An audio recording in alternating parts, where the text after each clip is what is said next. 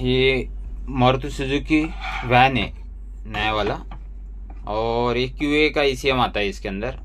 और कस्टमर का कंप्लेंट था कि इसके अंदर गाड़ी स्टार्ट नहीं हो रही है, साथ में इसके अंदर चेक इंजन लाइट नहीं आ रही है, जो MIL लाइट बोलते हैं, मेल फंक्शन लाइट, उसके अंदर नहीं आ रही है। जब तक ये लाइट नहीं आएगी तो ये गाड़ी स्टार्ट नहीं होएगी। तो फाइनली मैंने फॉल्ट को डायग्नोस किया, तो फॉल्ट मुझे ECM इंजन कंट्रोल मॉड्यूल के अंदर मिला है, तो आपके साथ मैं शेयर करूंगा।